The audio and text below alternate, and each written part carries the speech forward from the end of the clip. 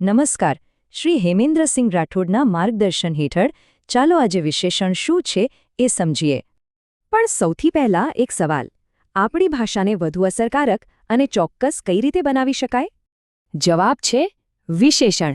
એ એવો શબ્દ છે જે સંજ્ઞાના અર્થમાં કંઈક નવો ઉમેરો કરે છે. ચાલો તો હવે એના મુખ્ય પ્રકારો પર નજર કરીએ. પહેલું પ્રકાર છે ગુણવાચક વિશેષણ.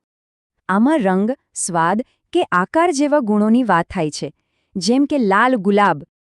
હવે બીજો પ્રકાર છે સંખ્યાવાચક વિશેષણ. નામ પરથી જ ખબર પડી જાય, આ સંખ્યા બતાવે છે. એમાં પાછી ઘણી રીતો છે. ચોક્કસ સંખ્યા, ક્રમ, અંદાજ કે પછી ભાગ પણ બતાવી શકાય.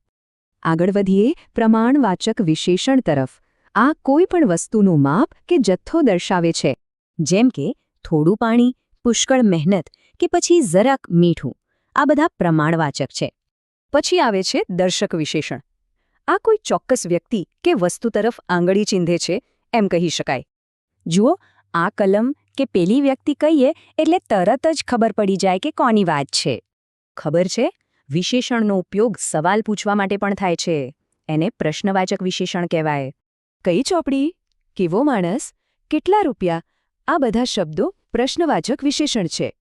હવે એક મજેદાર પ્રકાર છે સાપેક્ષ વિશેષણ. આ હંમેશા જોડીમાં જ વપરાય છે. આ કહેવત તો સાંભળી જ હશે, જેવું વાવશો તેવું લણશો. અહીં જેવું અને તેવું સાપેક્ષ વિશેષણ છે. અને છેલ્લો મુખ્ય પ્રકાર છે સાર્વનામિક વિશેષણ. અહીં સર્વનામ જ વિશેષણનું કામ કરે છે.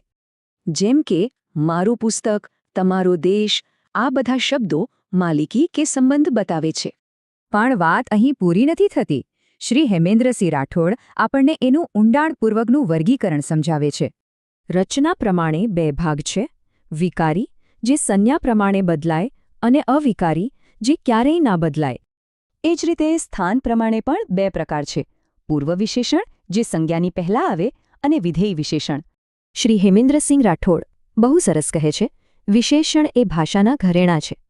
તો સવાલ એ છે કે આપણે રોજબરોજની વાતચીતમાં આપણી ભાષાને સજાવવા કયા ઘરેણાં પહેરીએ છીએ?